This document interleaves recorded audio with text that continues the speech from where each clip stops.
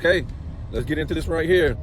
LeBron James is back at it again on his Mind on the Money podcast. Mind on the Money podcast with LeBron James, deepfake AI podcast, might I add, is back at it again, saying the same stuff, same stuff, different day. That's how boring this guy is, right? I don't know why nobody's calling this out. Two things. It's a deepfake podcast. Okay, he's not there. Steve Nash ain't there. It's deepfake. Two, he's saying the same stuff. Ring culture is weird to him. That's what he's saying. He's saying to basically, rings don't matter. All this we done heard this. We done heard this. This guy is running out of trash to say, because that's all he's saying. He's saying a whole bunch of trash, but he's running out. This guy is boring. I mean, listen, basically he's saying that people, all-time greats aren't in the discussion of being the greatest of all time because they don't have enough rings. Certain guys didn't have enough rings or don't have any rings, so they're shunned when it comes to being the greatest of all time. This guy even had the nerve to throw in Steve Nash, and Nash actually blushed. He even included Steve Nash. Okay, not that Steve Nash isn't an all-time great point guard, but Steve Nash didn't go around building super teams. Steve Nash, if I ain't mistaken, didn't he come in like 95 or something like that? It's disgusting that Steve Nash would even, deep fake himself onto this podcast just to make money. So I guess these guys, they're selling their image, right? Since they're not even there on the podcast and it's a deep fake, I guess you just sell your image. That's what these guys do now. Nevertheless, he starts spitting out names in other sports, talking about Barry Bonds. You can't tell me he ain't the greatest baseball player of all time, and blah, blah, blah. Barry Sanders don't have a World Series. He don't have a championship, right? Is that right? He don't have one, right? And everybody's like in the background saying, like trying to scramble to find out to see if LeBron James is right or wrong. It's like, get the hell out of here. Everybody knows this guy he don't know nothing about sports. If you got to ask yourself that question in confusion, if Barry Bonds has a World Series ring or not, then you don't know what the hell you're talking about. You don't know sports. You probably don't even know your own damn sport. And then he's throwing in, Dan Marino. He's throwing in Peyton Manning. Oh, they can't be in the same room as Tom Brady. This guy's an idiot. See, all-time greats can always be in the same room. All-time greats will always be in the same room, right? You have great players. Let's just say this. You have, I would consider, because they had to separate this, right? From Hall of Fame players to greatest of all time players in every sport, just about, right? I think hockey, you got the top 100. In the NBA, you have the top 75. And in the NFL, you have, I don't know what it is. Is it the top 50 or something like that? Nevertheless, they separated these guys from Hall of Famers. They separated these guys from Hall of Famers because these guys are all-time greats. All-time greats. Separation. Right? But then you have a debate within those guys, the all-time greats, of who is the greatest of all time, and it has nothing, zero, zilch at all to do with rings. Nothing at all. It has to do with the body of work. That's what it has to do with, the body of work. The only reason why they say Michael Jordan is the GOAT is because his body of work. It has nothing to do with his rings. Nothing. If it has something to do with rings, we already know Bill Russell will be number one. And Kareem will be tied with Jordan at 2. No Michael Jordan fan says anything about rings. It's the LeBron James fans that have and continue to bring up this ring thing. Only thing we bring up with the rings is Michael Jordan's resume The 6-0 speaks to his resume, right? When we have to, when we go against other guys like, say, Wilt Chamberlain, right? Or not Wilt Chamberlain, Kareem Abdul-Jabbar. They're damn near similar in everything, except for finals MVPs. Okay, you just can't use finals MVPs. You got to start going at other places. You can't just do that. Now we talk about Michael Jordan is the greatest scorer of all time over Wilt Chamberlain. Well, not Wilt Chamberlain. Kareem Abdul-Jabbar only has 2 scoring titles. I guess you could say, Kareem was a better shot blocker, was a better defender. He has 6 All-NBA second teams, 5 first teams, and 4 block titles. It might have Defensive Player of the Year a couple times if it was out at the beginning of his career. So Kareem Abdul-Jabbar is up there. And then you can say, well, Michael Jordan has 3 steals titles, a Defensive Player of the Year, was on defensive first team 9 times. Okay? So it's hard to debate that. Who's the greatest defender of all time between the two? And then you talk about the All-NBAs. The career of Wilt Chamberlain is just gaudy. It's just gaudy. But then you look at Michael Jordan and the All-Star MVPs, and you can say, well, Kareem Abdul-Jabbar, but look at his All-Star appearances. Look at he's got more All-NBAs. We could just go so many ways. LeBron James doesn't stack up. He doesn't stack up. He don't stack up to Wilt. I mean, how can you say Wilt when he don't stack up, probably because I got Wilt Chamberlain number 2, and I'm going to tell you in a minute. But LeBron James doesn't stack up to Kareem as an all-time great player. Okay? There's Kareem, right? The 70s was tough. Nobody was winning all these championships back-to-back and doing 3-piece and all that. It was a tough era. You had some all-time great teams, some Golden State teams, the New York Knicks team of the 70s, the Lakers teams of the 70s, the Celtics teams of the 70s, the Portland Trail Blazers teams of the 70s. It was just gritty. Nobody was running to go build super teams. And if you want to consider some of these teams super teams, like LA, these guys were way out their prime when they came together. Look what happened. It shows that they were out their prime. They didn't win too much. They didn't win too much. And I think they were together like 4 or 5 years, right? So give me a break. LeBron James was not out of his prime when he was building super teams. Was not. Nevertheless, it's just hard for me to talk about this subject because, I have to, because everybody else is going to talk about it. And that's fine. Everybody's got their own perspective. But again, this guy is literally getting off with repeating the same stuff he did with JJ Redick, and now he's doing it with Steve Nash. How dumb is this? It's not even intelligent. Give us something else that we haven't heard, at least in this so-called fake GOAT debate you had with Michael Jordan. But anyways, now he's trying to, cut everybody else, put everybody else in, the all-time greats, in the GOAT debate. That ain't how it goes. That ain't how it goes. Everybody knows that ain't how it goes. We look at Michael Jordan, 50-point games in the playoffs, his 40-point games in the playoffs, his 30-point games in the playoffs. That LeBron James just passed the 30-point games, and it took him damn near almost a half a career more than what Michael Jordan played. I mean, God, what is this? Like, Michael Jordan played 15 years? I mean, golly. What is LeBron James going to play 25 years? Again, that'll be 10 more years than Michael Jordan. And this guy talking about put him in the damn GOAT debate. Nobody's talking about rings. Rings are great, but he don't even have the statistical titles. Of course, anybody who has a brain, we don't use rings like that. That's why most people have Wilt Chamberlain 1 or 2. Because that's what you want to measure up to. If you want to say ring culture is weird, and this guy is basically continues to talk like he's, in the latest pop culture trends and stuff like that.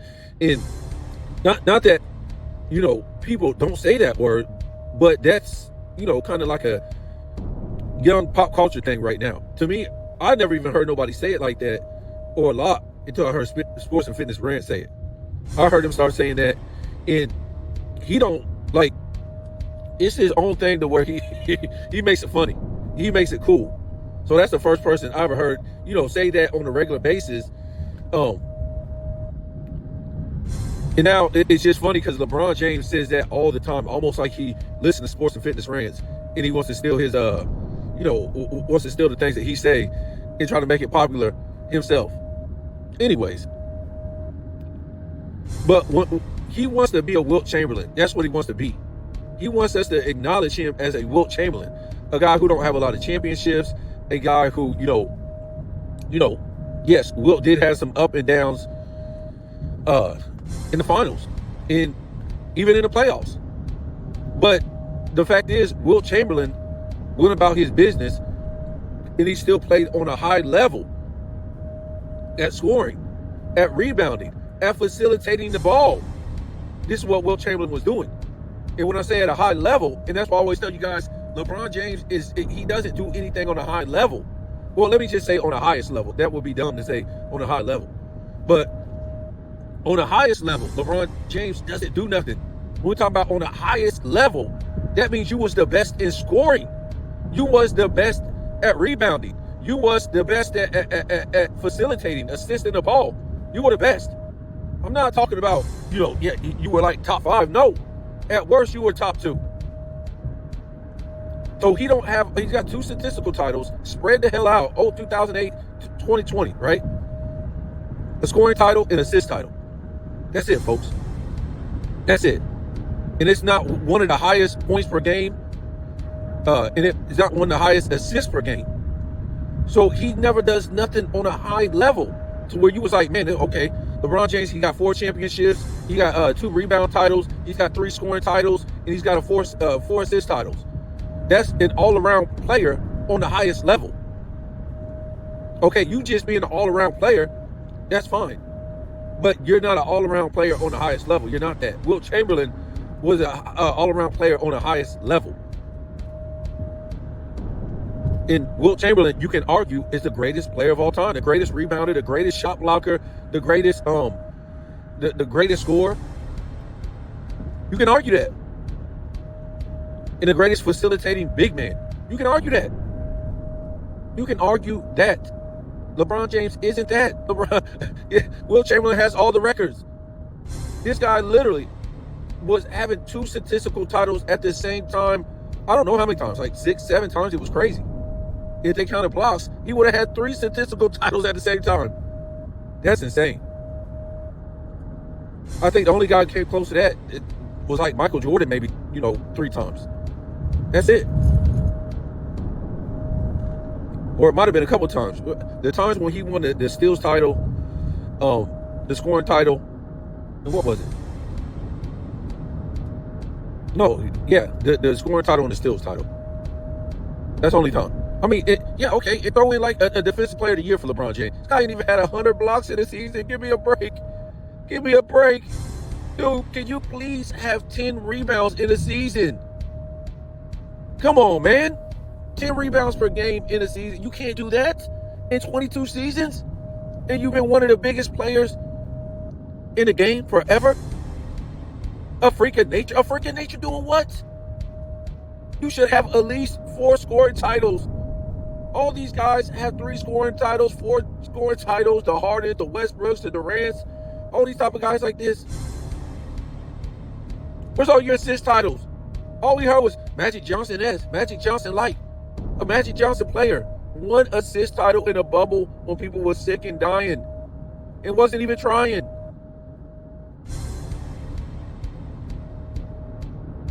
You know why he really never had all that? Because his super teams. His super teams. He always need these guys to score. He should have did more. Remember all the times that, what was that 8-year period he had the super team? And he only had the best record in the East with Cleveland one time.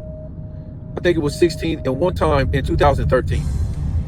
He had the best record 2013 with the Heat. I mean, that's lollygagging, man. That's not showing any effort.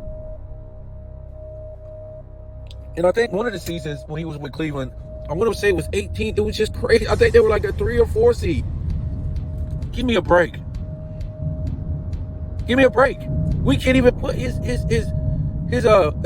conference titles up against Michael Jordan or Kareem or, you know, a lot of these guys like this. Bird, he lacks them, and he should never lack them for having a super team. And that's another thing that I keep saying. Well, okay, what about the super team culture? That's what he's going to bring up next. He go, because we done heard this too with JJ Redick. This team was a super team. This team was a super team. That team was a super team. Okay. Whatever team you want to think was a super team, that's cool. That's fine. We appreciate your whatever knowledge you think you have, which is very little. When we hear you talk, this guy sounds like dumbfounded when he talks. Like he, you know, is asking questions, but at the same time, he's making these statements that sound confused. It's like, dude, come on. We know you're not dumb. If you really act like this, we can see why the NBA is like it is. If you act like you're like 12 years old, man, 16 years old, you're acting dumb to the facts about sports, about your career, about NBA history. If you're really serious about this, then something is, let's just say you got royalty in your blood or something. Because if you really act like this in real life, why are you so interesting that anybody is catering to you? An idiot. So to me, I think he's just up on this podcast, just like he's always been doing, coming out with the bandage on his arm, saying a whole bunch of stupid stuff all the time. To me, it's just an act. This guy's just acting. He's playing a part and playing a script as an actor. And then when he gets off when the cameras ain't on no more, he goes into a whole different persona. To me, that's what all LeBron James has been and turned into since he said, I'm taking my talents to South Beach. He became an actor. Yeah, actor, basketball player. That's all he is, an actor for the NBA. A dude who is scripted by the NBA, right? And we talked about this in another video, how the NBA just became a big-ass circus soap opera when LeBron James went to Miami. That's what it became.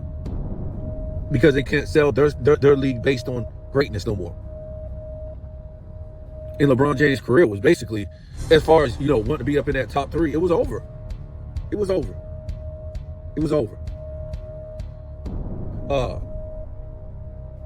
And again, he's never played a super team. I'll say this a million times. Golden State wasn't no super team. 2 other teams, #1 franchise players, Durant and Curry, versus super team. Oh, because they drafted some guys that became Hall of Famers.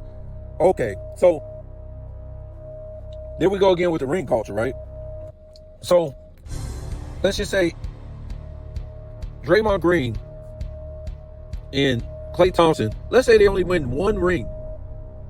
1 ring. Are they Hall of Famers? Let's say if they end up in the finals going 2-2. Are they Hall of Famers? Let's say if LeBron James beats them with his super team, everybody was healthy in 15, and then we go into 16, LeBron James beats them again. They never get Kevin Durant. And then they play in 17, 18, and then let's just say they beat LeBron James in 17, 18. So you're trying to tell me Draymond Green and Klay Thompson are Hall of Fame players? No. But the reason why they are Hall of Fame players is because of championships. To me, that's what I think. Yes, they're great players, but you add the 4 rings too, bam.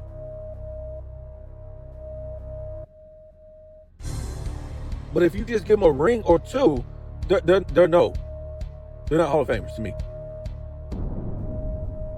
And they're not part of a super team. They never led a team to a championship. A super team is other teams' #1 franchise players. 3 of them. The Big 3 Celtics, the 06 Heat, the 97 Houston Rockets with Clyde Drexler and Hakeem Olajuwon and Charles Barkley. Yes, you have super teams in their primes and super teams out of their prime. All-time greats don't put together super teams in their prime. Basically unheard of until LeBron James did it. What team did it? None. Zero. And the majority of them that did it, they either got 0 rings or 1 ring. That ought to tell you how fast their bones move.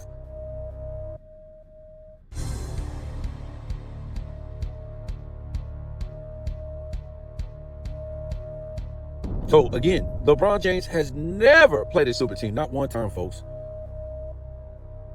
Not one time. Not the Spurs. Nope. Came together in the draft. Never played a super team.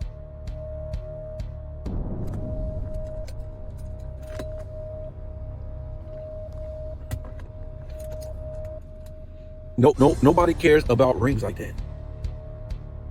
Solely. But it's a part of your career. Nobody says Gretzky is the greatest of all time in hockey because of his career. I mean, because of his rings. And yeah, that's another thing he had to say. They don't do this in any other sport. There's no greatest of all time. That's what he's saying. There's no greatest of all time in any. No, he's saying they don't single people out in other sports.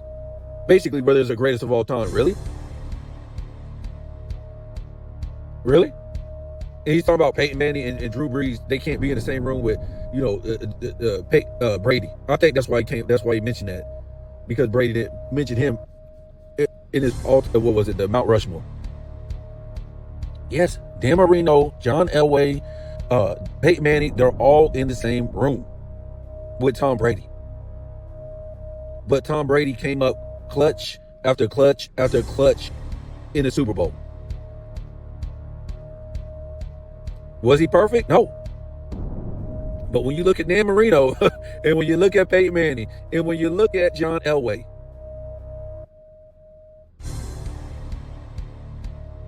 their playoffs, in their Super Bowls, it's not even close as far as performance to Peyton Manning. Ain't really got nothing to do with the rings. I mean, not Peyton Manning, Tom Brady.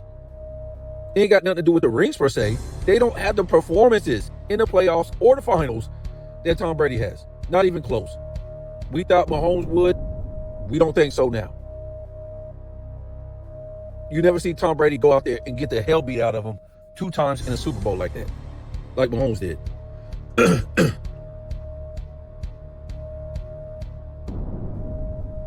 So those guys can be in the same room with Tom Brady. No problem.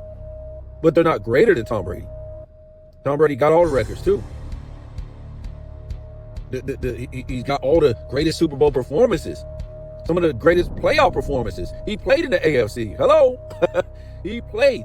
Even if you say, oh man, the division he played in. Okay.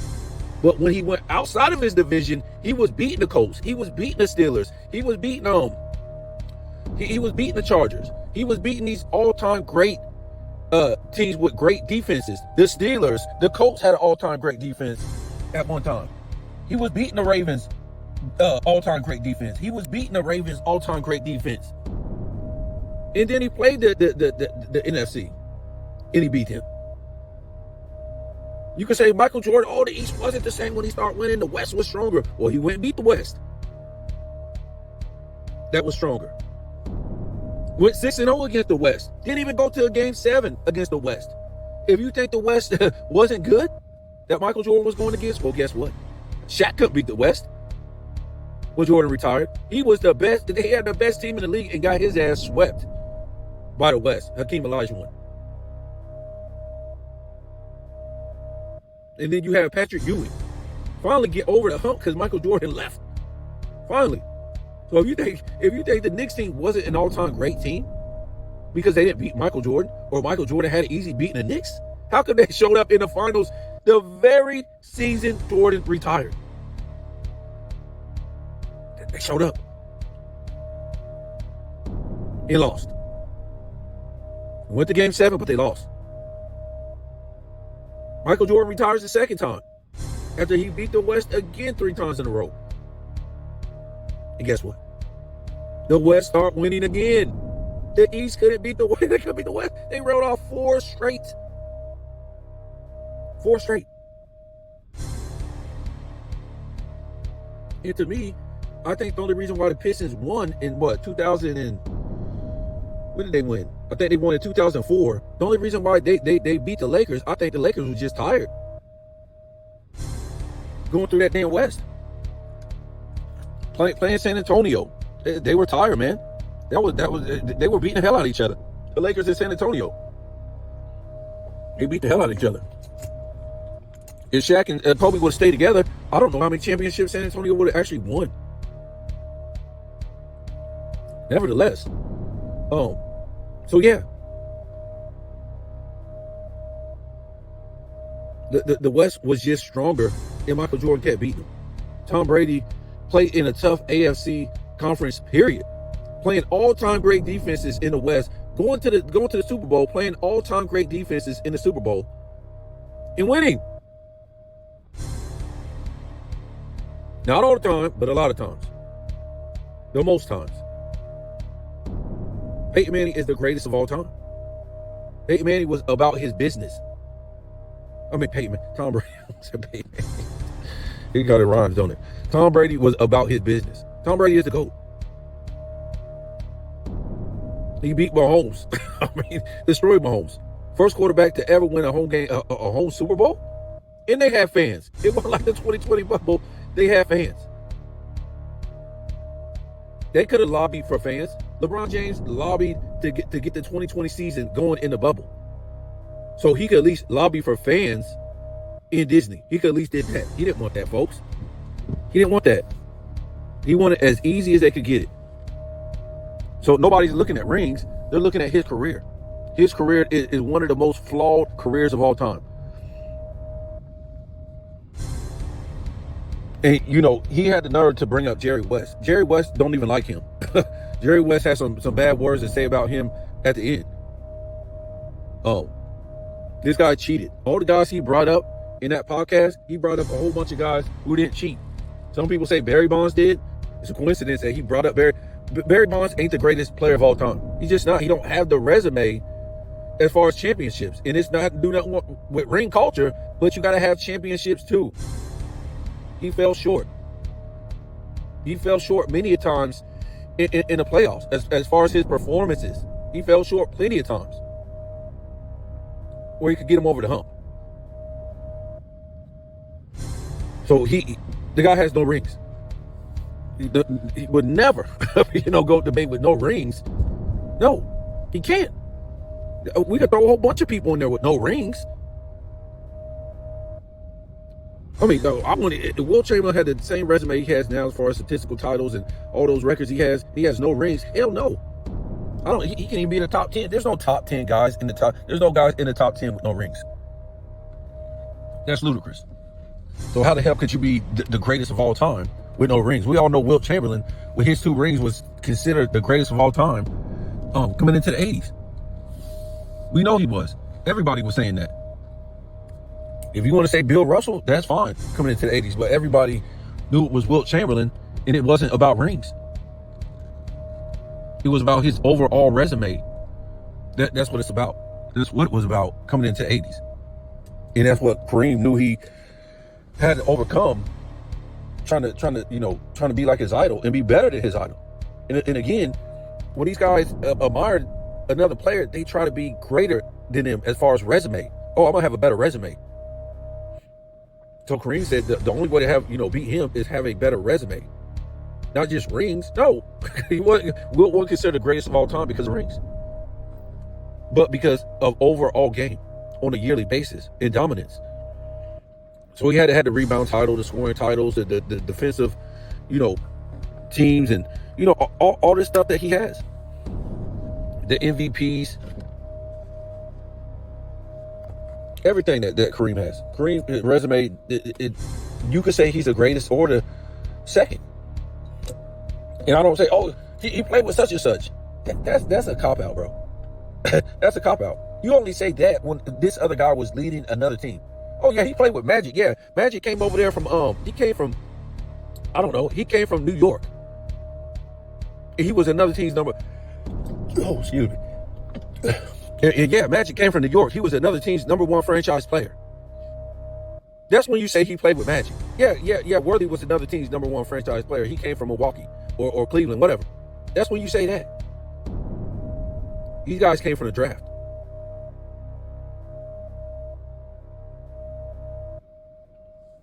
But again, LeBron James was never interested in players from the draft. Never. Like I said the other day, I said he's always, his roster 1 through 6, 7 to me is all number 2s. So usually you'd be like, okay, that's the second best player on the team, that's the third, that's the fourth, that's the fifth, that's the sixth, that's the seventh. No, it's 2, 2, 2, 2, 2, 2, 2. That's what he does. That's what he has always did, even when he was at Cleveland the first time. The number 3 guy on his team could be a number 2 on another team. The number 4 could be a number 2 on another team. The number 5 can be another number 2. So on and so on. The 6th and 7th, those guys could be number 2s on another team. Now, some of them, I'm not trying to say are Hall of Famers or all-time great or top 75 players. No, I'm not trying to say that, but they're number 2s on another team. The Wally Zerbiaks, the Antoine Jamesons, the Delonte West could be a number 2, the Boobie Gibsons, and, El Gauskas, and, El Gauskas was a number 1. What do you call them? Ben Wallace's. All these guys could be number 2s on other teams. Go look back at his team on Cleveland. You could go to, to the Miami Super Team. A lot of those guys could be number 2s. J.R. Smith, number 2. You know what I'm saying? The list just goes on and on with this guy right here. So, you guys tell me what you think about this. It's just ludicrous, man.